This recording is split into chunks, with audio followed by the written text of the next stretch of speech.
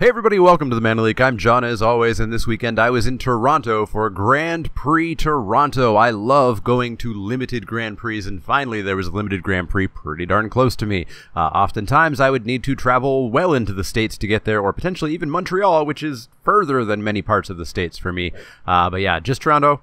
Only 2 hours down the highway, and I am there. So I headed out Friday night, got a hotel for the night. Didn't go to the venue that night, but I headed in Saturday morning. And if you've never been to a GP, they are amazing. It's a huge, festival atmosphere of magic. You've got magic artists. We had Steve Argyle there, and Dan Scott, and RK Post, with amazing art and prints and laser engraved wood tokens. RK Post had. They were really, really cool.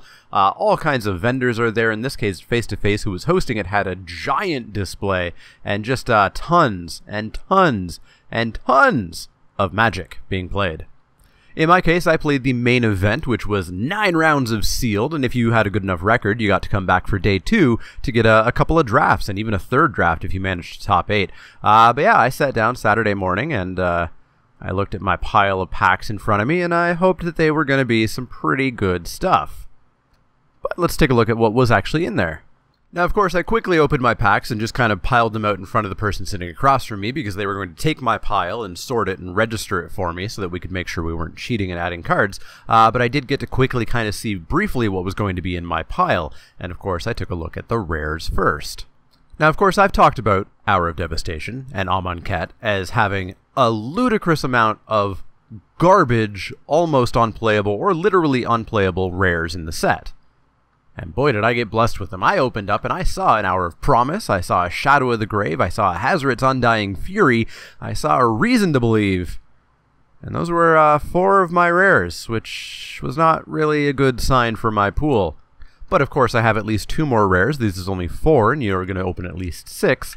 I did have a Gideon of the Trials and a Grind to Dust, with Grind to Dust being probably just flat out the best rare that I had. Gideon's not great in Limited. He doesn't quite do enough. The fact that he's 3 is great, and the fact that he makes people freak out is great. But otherwise, he's really just kind of a fog 1 creature on a stick. And that's about it. But yeah, needless to say, I wasn't looking terribly forward to playing 9 rounds with these rares, but let's hope that the commons and uncommons would maybe flesh it out a little bit. In my pile of white cards, I had the Gideon, of course, and sitting at uncommon, I had a Steward of Solidarity and Sunscourge Champion. Those are both solid creatures, with an Oketra's Avenger, a pair of Aven of Enduring Hopes, a pair of Solitary Camels, which is a complete flavor fail, and then things, kind of mediocrely fall off there. We've got a Sandblast for some removal. It's fine, although usually very well telegraphed. A Talkrop Elite is nice. A Mummy Paramount if I happen to get zombies in black, because as it stands we have 1 here, and it's not great. Those Who Serve, which I totally thought was Dutiful Servants this whole time.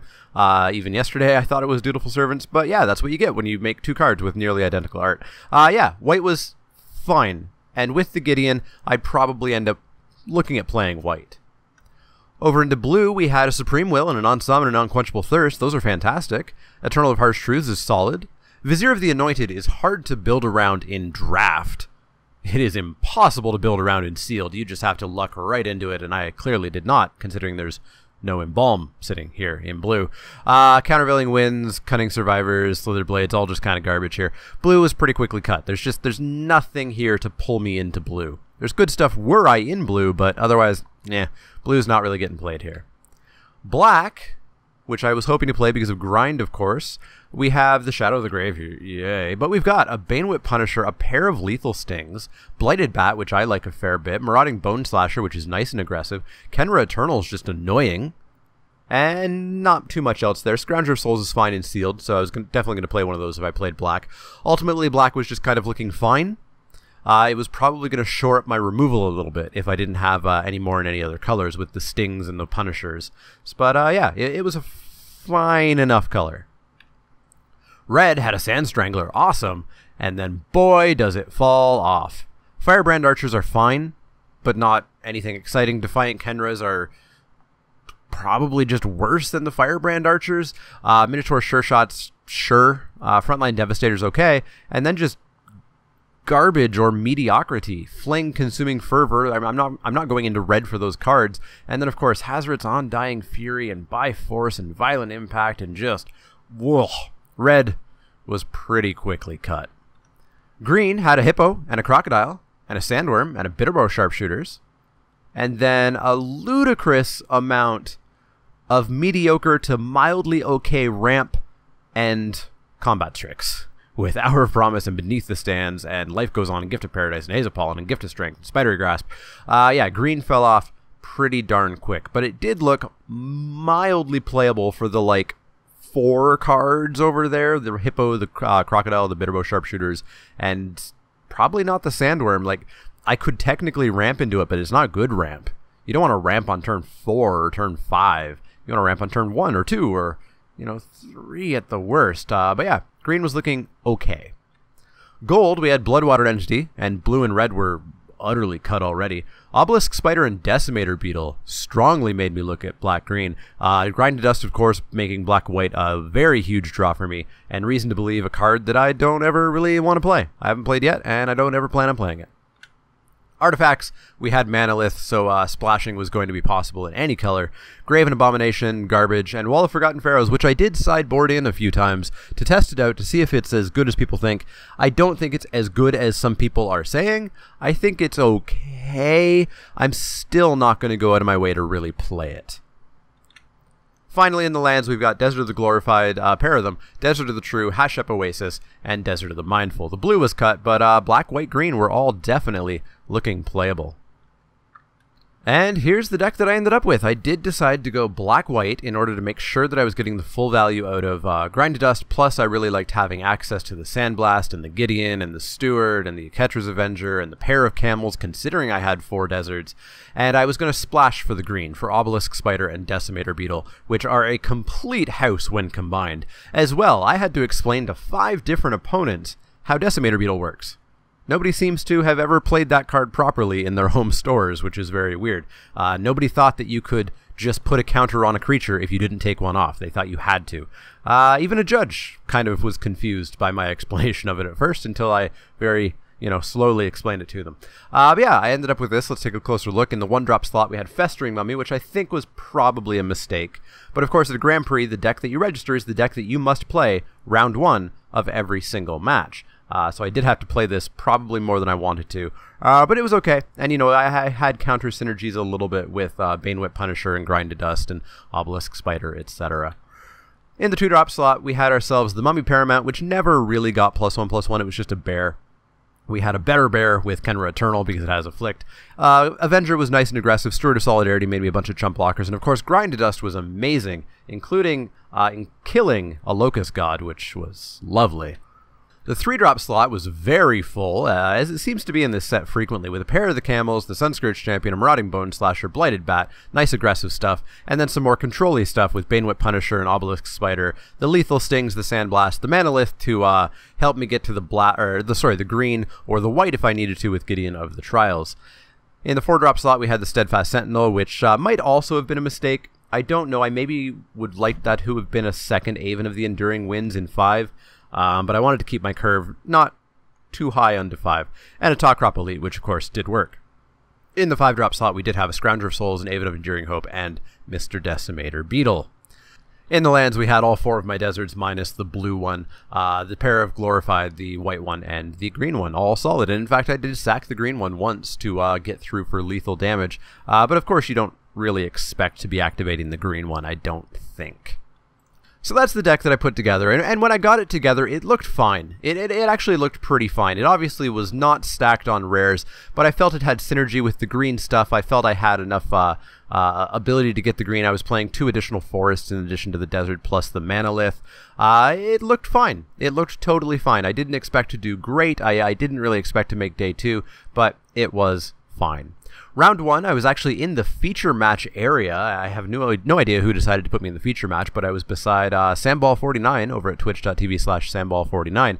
So it was kind of a YouTube Twitch streamer sort of feature match for round 1. Didn't really mean anything. There was no coverage of it. There was nobody there. There was nobody watching. We didn't even have the fancy red ropes up yet because it was round 1. But it was fun to be in the feature match area, and I took that round down pretty quickly. Feeling good off my round 1 win, I went into round 2 and pretty quickly lost. I was up against a blue-green deck that was playing multiple striped Riverwinders, and of course my deck was relatively fair, and without being able to, consistently triple block a pair of 5/5 hexproof creatures, I was just kind of dead there. I will be happy if they do just kill hexproof at some point, or at least keep it on rare or something.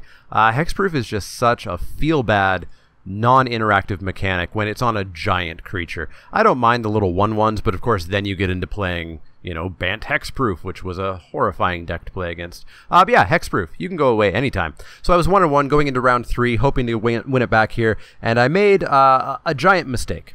Giant mistake in round 3. This is probably my take-home lesson of the Grand Prix, and it has nothing to do with the mechanics of Magic.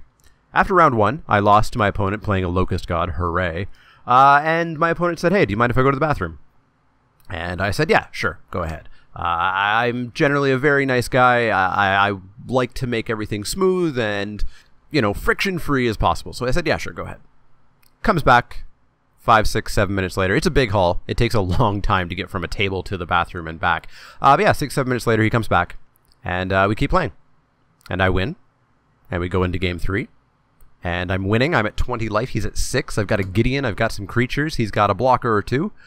And we go to turns. And we go to turn 1 and 2 and 3 and 4 and 5. And he holds off and doesn't die. I've got him in, maybe 2 more turns. He would have been dead. He didn't have much left on board. I still had Gideon. I was going to be able to fly over. And we drew. And so the big lesson here is I absolutely 100% should have called a judge when he asked to go to the bathroom. I'm a judge. I should know this, but my nice guy, my Canadianisms took over, I guess, and I didn't call a judge. As a result, I did not get a time extension, which 100% we would have gotten a 6 or 7 minute time extension. I would have had the extra few turns, and I would have won instead of drawing. But I drew. So lesson learned, and lesson learned for all of you, call a judge for anything and everything. Call a judge. So I was feeling pretty mad there. I also kind of feel like my opponent really slowed down in the last maybe 10 minutes or so of playing. His friend showed up and they started talking some, and yeah, I don't know if it was super intentional, but I drew and I wasn't happy at 1-1-1. Round 4 is historically in GPs where I've started to kind of really start to rack up the losses and kind of get out of here. I think the longest I've been alive in a GP was round 5, I want to say. Maybe round 6 is the latest that I've been, but I don't think so. So round 4, I'm up against another opponent, and they just stumble like there's no tomorrow, and I run them over in 2. And yeah, walk away 2-1-1 and feeling pretty good. A few of my friends were doing slightly better than me. There were some 3-1s. I was definitely wishing that I was a 3-1 and grumbling the whole time about the opponent going to the bathroom, but so be it. Lesson learned. Anyways, going into round 5, I'm up against the most obnoxious opponent that I've played in a long time. And it's nothing, their personality wasn't obnoxious. They were just one of those people who cannot sit still. And I don't mean shuffling the cards a bit, and I don't mean kind of like, you know, Kibler famously would shuffle really fast. But these are the people who shuffle really fast, and if they ever take a split second to stop shuffling their cards in their hands, they're then shuffling their cards in their graveyard and looking at everything. And every single thing you do is a response. I'm thinking.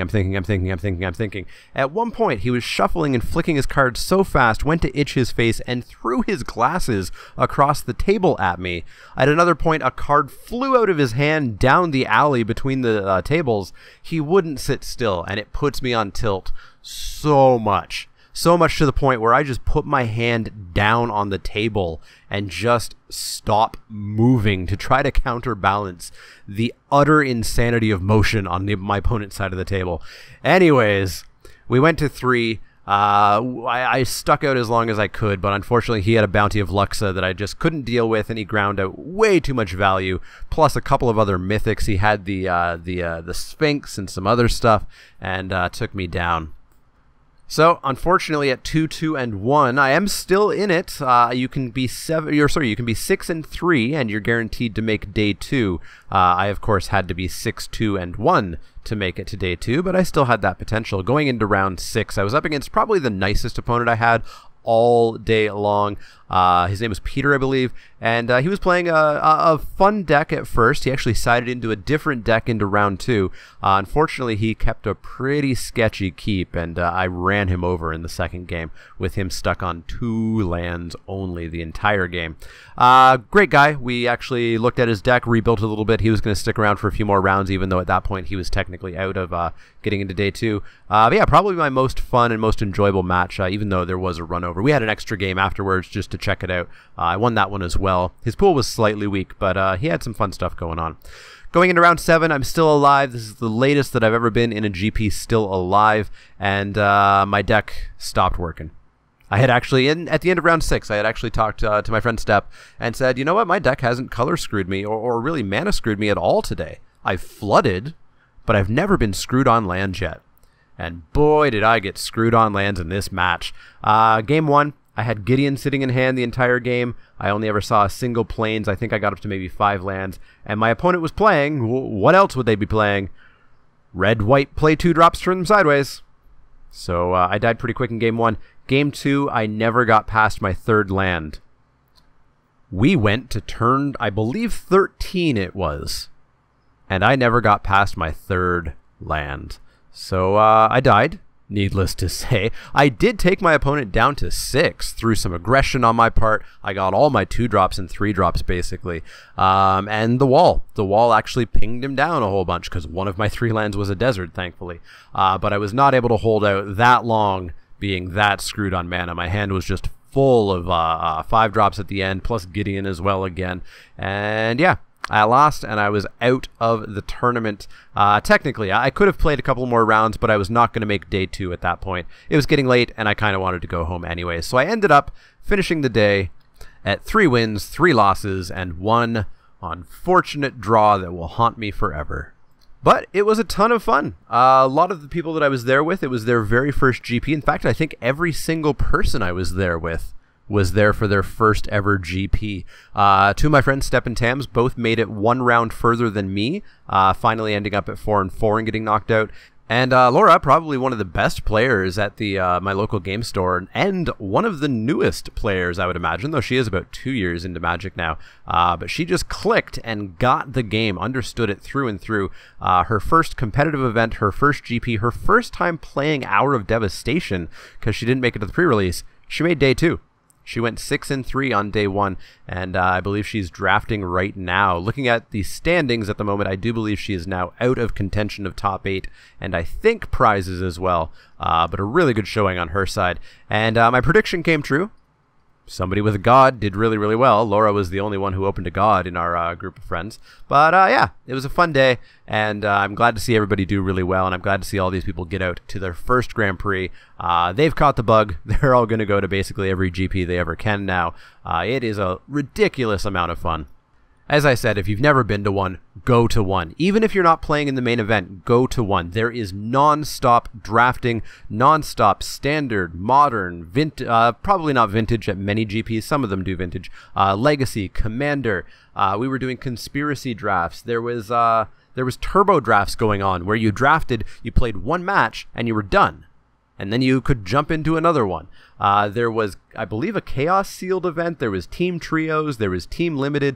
So much stuff going on all weekend, plus the artists and all the vendors, etc. They're, as far as I know, always free to get into if you just want to go play side events and stuff. Obviously, you pay for them. But if you just want to go and look, it is 100% free. So if you're near one, go to it. Go to it, go to it, go to it. It's the most fun you'll ever have with Magic, easily. Anyways, that's going to wrap it up for my recap. If you were at the GP, let me know how it went. Let me know how your GP experiences have been in the past, what GPs you're planning to go to, etc. in the comments down below.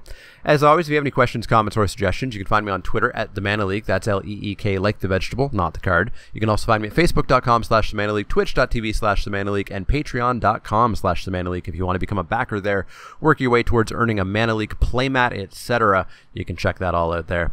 If you like the content, click that thumbs up button, click subscribe if you haven't already and you want to see more of this kind of stuff. And if you do have questions, comments, or suggestions, let me know.